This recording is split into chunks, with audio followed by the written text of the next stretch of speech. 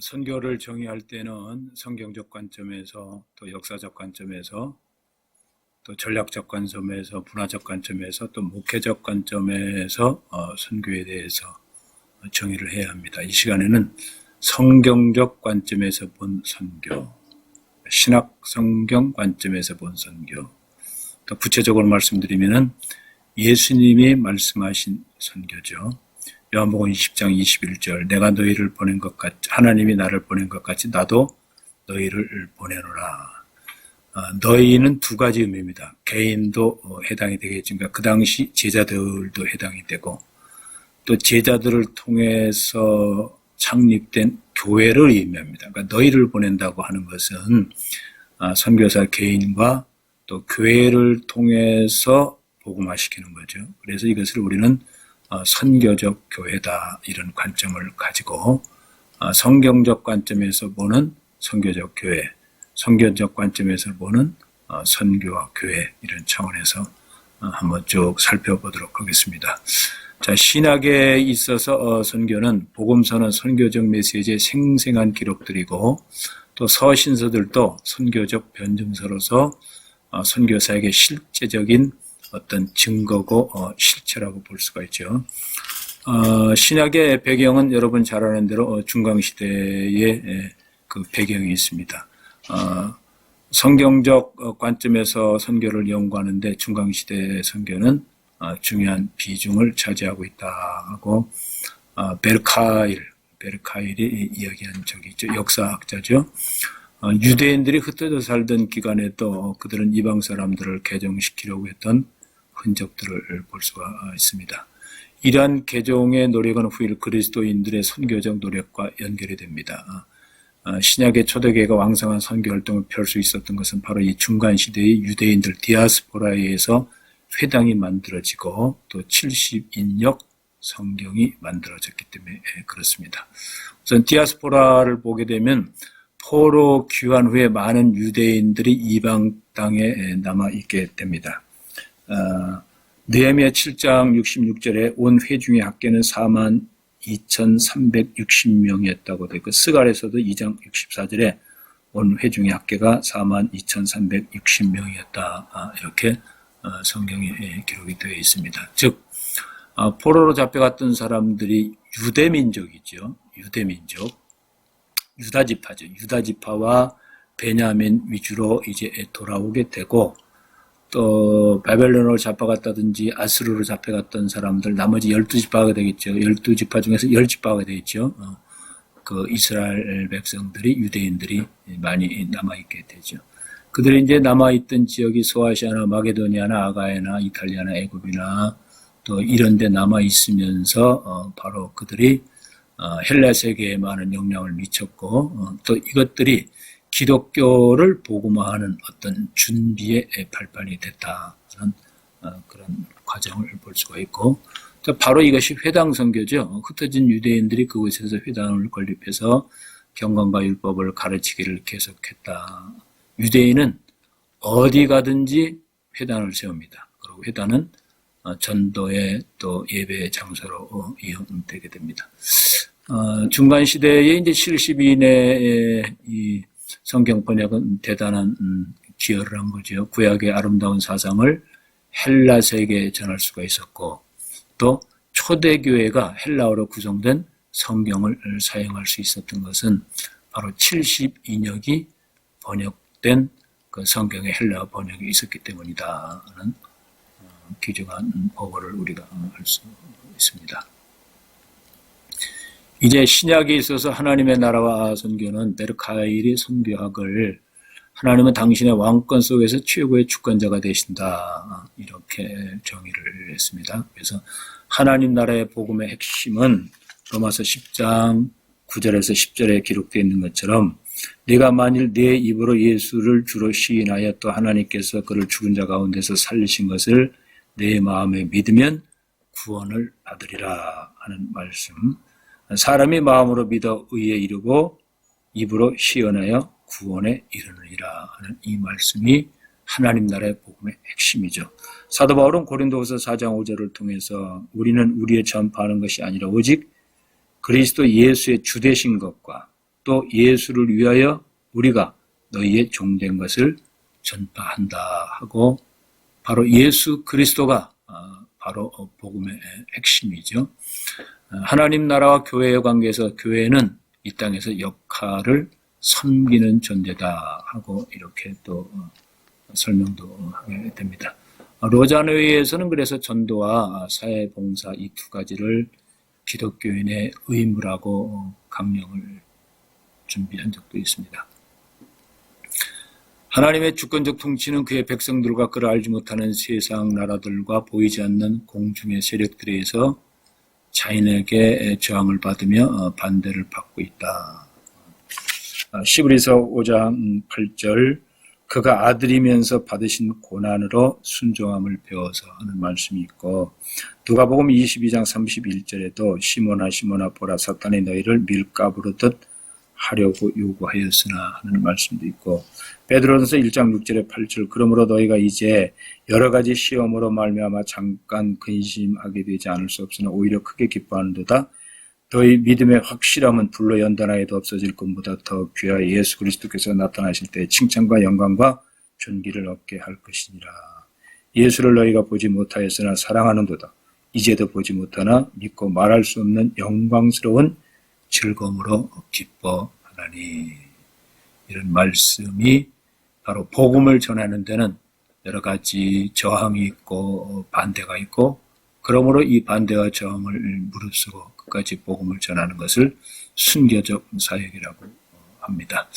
하나님의 주권 통치는 항상 미래로 지향되어 있지요. 그래서 그리스도의 남은 고난을 채우려고 한다. 사도 바울은 바로 그리스도의 남은 고난을 채우려고 한다 이렇게 고백을 했고, 고린도전서 15장 25절에도 그가 모든 원수를 그 발 아래 둘 때까지 반드시 왕노릇 하시리니 하고, 그때까지 복음이 세계화될 때까지 고난이 있다고 하는 것을 미리 얘기를 했죠. 그래서 베드로후서 3장 9절에 보면 주의 약속은 어떤 이는 더디다고 생각하던 것 같이 더딘 것이 아니라 오직 너희를 대하여 오래 참으사 아무도 멸망하지 않고 다 회개하여 이르기를 원하노라 하는 베드로를 통해서 주께서 주신 말씀이죠. 그러나 완성의 날은 분명히 있다. 미래에 있다고 하는 거예요. 하나님의 주권 통치는 미래에 완성된다. 복스러운 소망과 우리 크신 하나님의 구주 예수 그리스도의 영광이 나타나심을 기다리게 하였으니. 디도서 2장 13절 말씀이죠. 이는 정하신 사람으로 하여금 천하를 공의로 심판할 날을 작정하시고 이에 저를 죽은 자 가운데서 다시 살리신 것으로 모든 사람에게 믿을 만한 증거를 주셨습니다. 사도행전 17장 32절 말씀이죠. 그 후에는 나중이니 저가 모든 정사와 모든 권세와 능력을 멸하시고 나라를 아버지 하나님께 바칠 때라. 이렇게 영광의 날을 분명히 말씀하고 계십니다. 복음서에 나타나는 선교는 선교의 당위성을 계속 주장하고 있죠. 이 글이 오늘날 너희 귀에 응하였다. 새로운 시대를 도래하는 거죠. 특히 예수님께서 직접 하셨던 말씀, 이 천국 복음이 모든 민족에게 증거되어 되기 위하여 온 세상에 전파되리니 그제야 다시 오리라. 누가복음 14장 15절에서 24절, 마태복음 12장 8절 말씀이죠.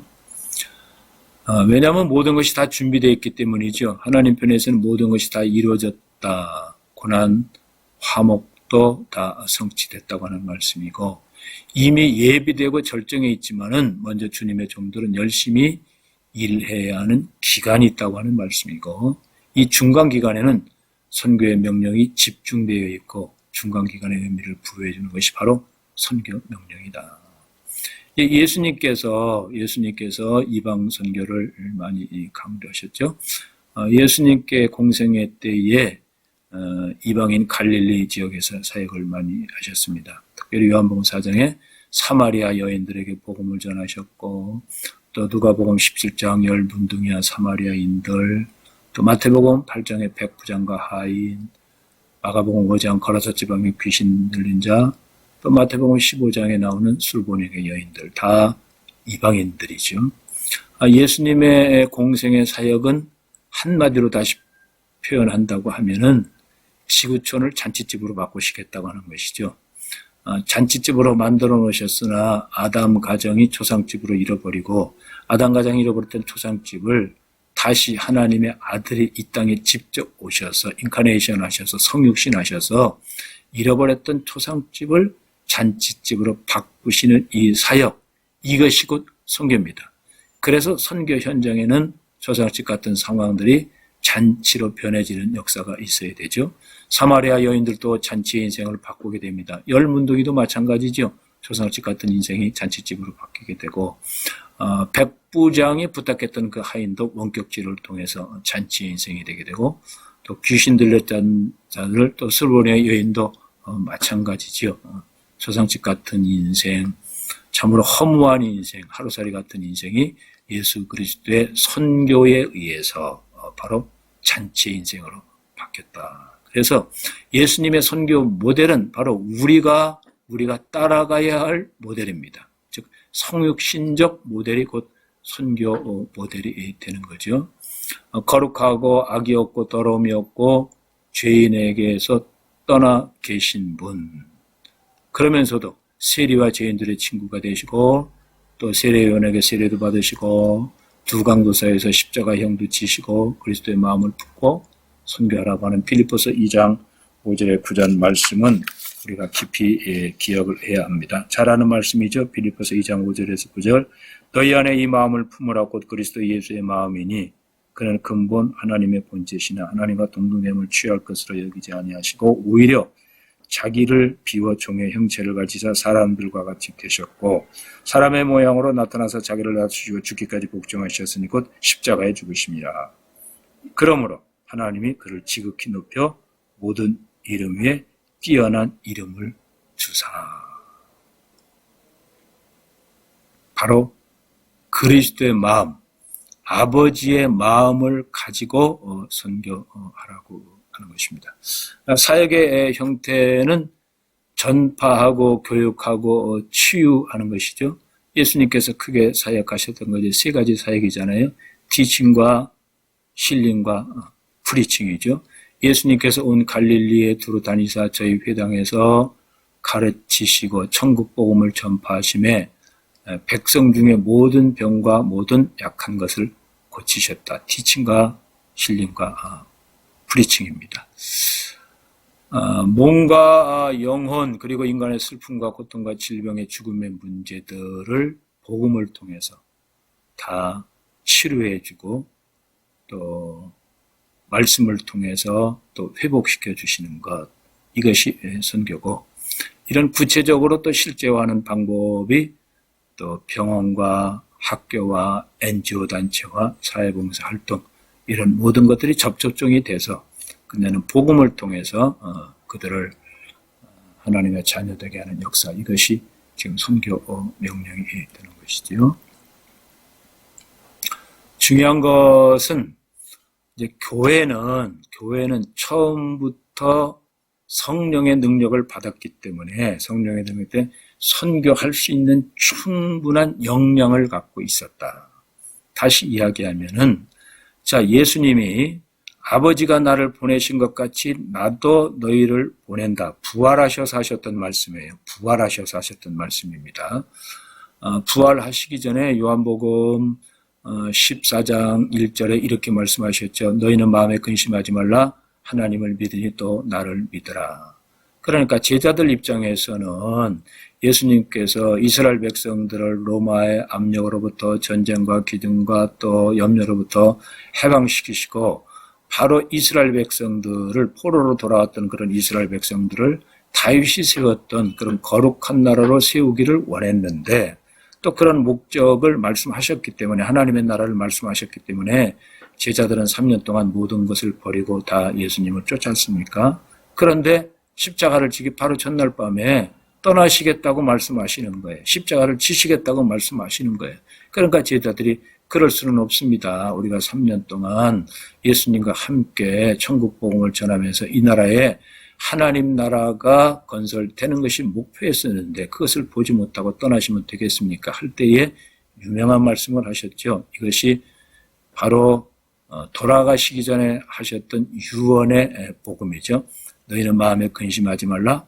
하나님을 믿으니 또 나를 믿으라 하시면서 네 가지 선물을 주겠다.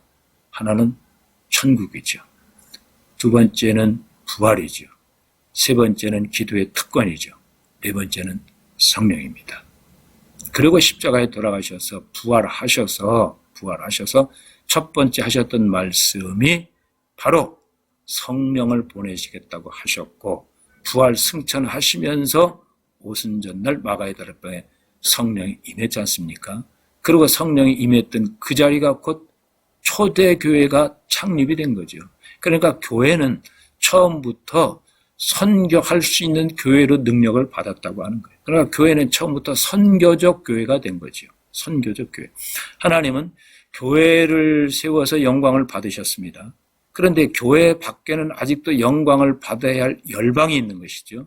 하나님이 지구촌에 있는 모든 사람들 다 사랑하시기 때문에 교회를 통해서 영광을 받으시고, 교회 밖 세상을 통해서 영광을 받으시기를 원하는 것이 예수 그리스도의 복음의 핵심이죠. 하나님의 뜻이죠. 그러면 세상을 통해서 영광을 받기 위해서는 바로 먼저 하나님으로부터 복음을 받았던 교회 안에 있는 구성원들이, 신앙 공동체가 세상으로 나가야 돼. 이것이 바로 선교적 교회예요. 그래서 교회는 선교적 교회다. 이 선교적 교회가 되기 위해서 될 수 있도록 성령을 보내셨다고 합니다. 교회는 처음부터 선교할 수 있는 모든 조건을 다 갖춘 것이 교회다. 그래서 누가복음 4장 18절에 주의 성령이 내게 임하였으니 이는 가난한 자에게 복음을 전하게 하시려고 내게 기름 부으시고 나를 보내사 포로된 자에게 자유를, 눈먼 자에게 다시 보게 함을 전파하면 눌린 자를 자유케 하고. 그러니까 예수님 사역은 성령이 함께 하셨던 사역이죠. 이제는 성령이 제자들과 함께 하시는 거죠. 선교의 명령을 수행하는 제자들, 선교의 명령을 수행하는 교회와 함께. 그래서 교회는 태생적으로 성령의 인도함을 받은 선교적 교회가 됐다. 선교적 교회에 있는 신앙 공동체는 세상에 가서 바로 하나님께 영광의 도구로 쓰임받는 선교사의 일을 해야 한다. 바로 이런 뜻입니다. 그래서 예수님께서 하셨던 이 말씀을 사도행전 10장 38절에 하나님이 나세렛 예수에게 성령과 능력을 기름 붓듯 하셨음에 저가 두루 다니시며 착한 일을 행하시고 마귀에게 눌린 자를 모두 고치셨으니 이는 하나님이 함께 하셨습니다. 그런데 바로 예수님과 함께 하셨던 그 하나님이 오늘 교회와 함께 하시니, 오늘 선교사들과 함께 하시니, 즉 선교사는 누가 선교사예요? 선교사는 가정의 선교사가 있고, 가문의 선교사가 있고, 직장의 선교사가 있고, 학원의 선교사가 있고, 평신도 선교사가 있고, 또 타문화권 선교사가 있고, 현재 선교사가 37,000명이 한국에서 그분들만 선교사가 아니라 바울과 맥가브라운과 테일러와 이런 사람들만 선교사가 아니라 성경이 이야기하는 선교사는 모든 그리스도인은 다 선교사다. 세례받은 사람 다 선교사다. 선교할 수 있도록 성령의 기름 부음을 받으셨다고 하는 것이지요. 이것을 부활하신 동안 말씀하신 거예요. 부활하셔서 승천 동안 40일 동안 계시면서 10여 차례 나타나셔서 500명 이상 성도들에게 말씀하셨던 것이 바로 선교 명령이고, 마지막 승천하시면서 하셨던 말씀이 부활의 증인이 되라. 그러니까 부활하셔서 처음 하셨던 말씀이 아버지가 나를 보내신 것 같이 나도 너희를 보낸다. 이 말씀이거든요. 그래서 부활과 승천 사이에 거듭된 메시지는 선교 명령입니다. 하나님 나라를 확장하라는 선교 명령이죠. 그는 그의 인격적인 삶을 통해서 해석학적 열쇠를 제공하면서 그의 제자들에게 구약 성경을 열어 보여주셨고, 또 제자들에게 복음 전파의 사명을 위임하셨죠. 이것이 대위임 명령이지 않습니까? 지상 명령은 저들 자신의 힘으로 수행할 수 없음을 말씀하셨고, 성령 강림을 기다리라고 하셨고, 누가복음 24장 49절 53절 말씀이잖아요. 그대로 성령 강령을 통해서 자, 누가복음 24장 49절에서 53절 말씀, 볼지어다 내가 내 아버지께서 약속한 것을 너희에게 보내리니 너희는 위로부터 능력으로 입혀질 때까지 이 성에 머물라 하시니라. 예수께서 그들을 데리고 베다니아까지 나가서 손을 들어 그들에게 축복하시니 축복하실 때 그들을 떠나 하늘로 올려지시니 그들이 그에게 경배하고 큰 기쁨으로 예루살렘으로 돌아가 늘 성전에서 하나님을 찬송하더라. 바로 성령 임하시고 예수님의 대위임 명령이 임하신 것이죠. 대위임 명령, 위대한 명령입니다. 성경에는 명령들이 몇 가지가 있죠. 첫째는 문화 명령이에요. 하나님께서 아담 가정을 창조를 하시고 다스리고 생육하고 번성하고 복을 주고 문화 명령이죠. 그 문화를 아담이 깨트린 거 아니에요? 그러니까 그 문화를 다시 하나님의 문화를, 예수 그리스도의 문화를, 하늘의 문화를 다시 회복한 것이 예수 그리스도의 십자가의 사건이고 그 회복한 문화가 영원히 계속된다고 하는 것이 부활이고, 즉 영원히 계속될 이 문화를, 하나님의 문화를, 바로 이 문화를 받아들이지 못한 열방 가운데 이 문화를 다시 바꾸라고 하는, 하나님의 문화로 바꾸라고 하는 것이 바로 예수님의 대위임 명령이죠. 그래서 우리가 잘 아는 대로 또 가라사대 너희는 온 천하에 다니며 만민에게 복음을 전파하라. 아버지께서 나를 보내신 것 같이 나도 너희를 보내노라. 예수께서 나와 일러 가라사대 하늘과 땅의 모든 권세를 내게 주셨으니 그러므로 너희는 가서 모든 족속으로 제자를 삼아 아버지와 아들과 성령의 이름으로 세례를 주고.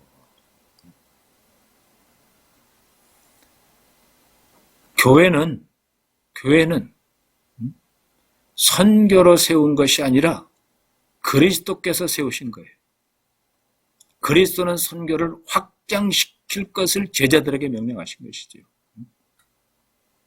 교회 선교는 그리스도의 선교를 계속하는 일이 교회 선교예요. 예수님이 남기신 일을 계속하는 것이 바로 선교다. 그래서 교회는 곧 선교고 선교는 곧 교회. 교회와 선교는 분리할 수가 없습니다. 교회와 선교는 본질이 같다. 교회가 이 선교를 잘 감당하는 것을 선교적 교회라고 하고 선교적 목양이라고 하는 것이죠. 그래서 교회를 핍박하는 것은 그리스도를 핍박하는 것이다. 사도행전 9장 4절 말씀이죠. 바울이 교회를 핍박했지 않습니까? 그래서 사도행전 9장을 땅에 엎드려 들으매 소리가 있어 이르시되 사울아 사울아 내가 어찌하여 나를 박해하느냐? 왜 교회를 핍박하느냐? 그리스도를 핍박하느냐? 이 말씀이죠. 우리가 복음을 전파하면 우리가 원하기 때문이거나 우리가 선택하기 때문이거나 좋아하기 때문이 아니라 우리가 명령을 받았기 때문에, 대위임 명령을 받았기 때문에, 그래서 선교는 당연한 선택이 아니라 명령에 순종하는 것이죠. 부활하신 주님은 교회에 명령하셨습니다. 예수님은 교회에 함께 하시며 교회 안에 살아계시고 교회를 통해서 역사하신다. 교회를 통해서 역사하신다.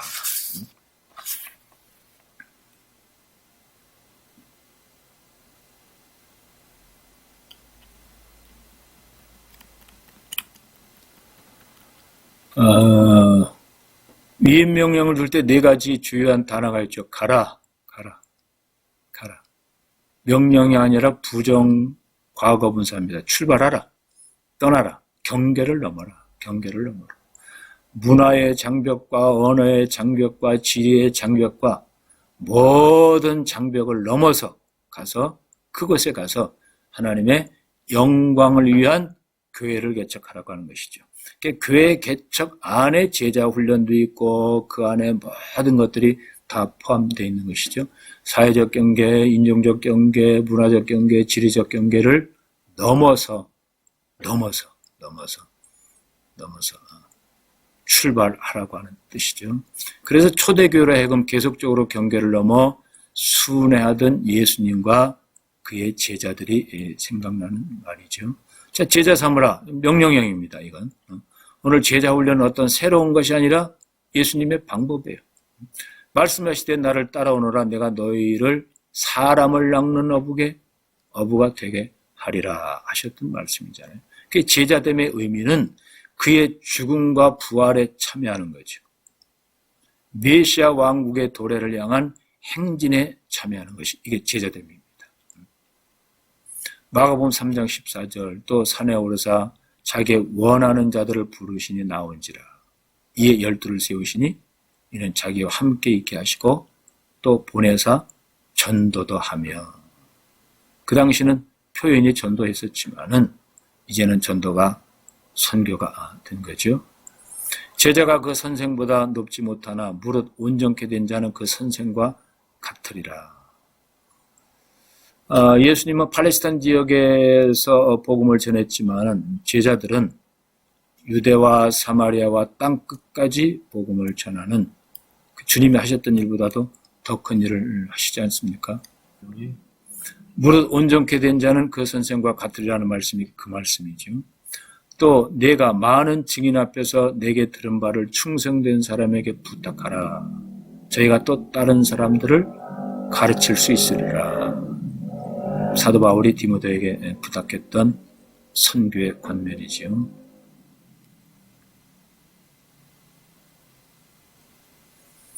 사도행전 1장 22절 항상 우리와 함께 다니던 사람 중에 하나를 세워 우리로 더불어 예수의 부활하심을 증거할 사람이 되게 하여야 하리니. 제자를 선택하지 않습니까? 제자를 선택할 때 목적이 부활하심을 증거할 사람, 선교적 교회를 세워야 할 사람, 선교적 교회를 세워야 할 사람. 이제 선교적 교회를 사람을 세우기 위해서는 세례가 필요한 거죠. 세례가 필요한, 신앙 고백을 하게 해야 되죠. 예수 그리스도 장성한 믿음의 분량까지 변화해야 되지 않습니까? 그래서 제자 삼는 방법은 아버지와 아들과 성령의 이름으로 세례를 주라. 주의의 변화입니다. 사망의 법칙이 생명의 법칙으로 바꾼 것이죠. 노예에서 자유인으로 바꾼 것이죠. 공적인 고백으로 세상에서 새로운 왕께 충성하는 고백이죠. 청직이라고 하는 고백이 되는 거죠. 가르치라. 제자 삼는 방법은 예수님의 가르침을 그대로 전하라고 하는 거죠. 그래서 초대교회 부흥의 원동력은 예수님의 가르침을 그대로 가르쳤던 거예요. 그 세대 사람도 다 그 열조회로 돌아갔고 그 후에 일어난 다른 세대는 여호와를 알지 못하며 예수께서 이스라엘에 행하신 일도 알지 못하였으나 그러나 가르침을 받음으로 인해서 사사기는 예수 그리스도의 가르쳤던 것이 제자들에 의해서 가르침이 되므로 계시가 복음화되고 실제화됐던 것을 말씀하는 겁니다. 이제 더 중요한 것은 가르쳐 지키게 하라고 하는 거예요. 가르쳐 지키게 하라. 새로 세례받은 자를 돕기 위해서 훈련을 시키고 지도해야 되고 지키게 해야 되죠. 세례가 제재되는 사건과 그 특성이라면 가르침은 제자자가 걸어가야 할 과정이죠. 단순한 지시의 전파가 아니라 예수님과 동행하는 삶, 지키는 삶, 살면서 또 다른 사람에게 복음을 전하는 삶을 살게 하는 것. 즉 예수 그리스도를 증거하는 삶이 되는 겁니다. 예수 그리스도를 증거하는 삶. 우리가 그를 전파하여 각 사람을 권하고 모든 지혜로 각 사람을 가르침은 바로 각 사람을 그리스도 안에서 완전한 자로 세우려 함이라. 가르쳐 지키게 함이라. 이것이 선교죠. 복음을 전하고 끝나는 것이 아니라 전하고 가르치고 지키게 하고. 그러니까 복음을 듣게 되면 그 복음이 말씀이 신앙화되어야 됩니다. 신앙화되어야 되죠.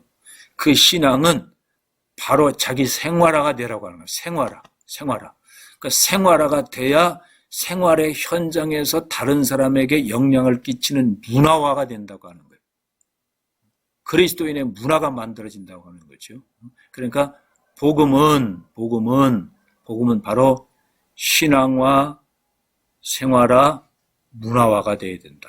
가르쳐 지키게 하라.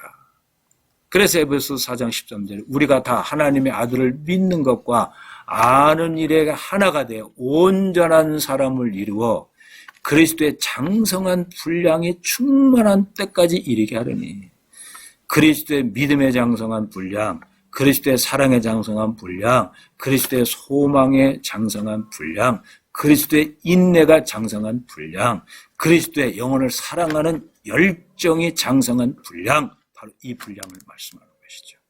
아버지의 마음으로 뜨거운 그 분량이 바로 복음 증거자에게 있어야 된다.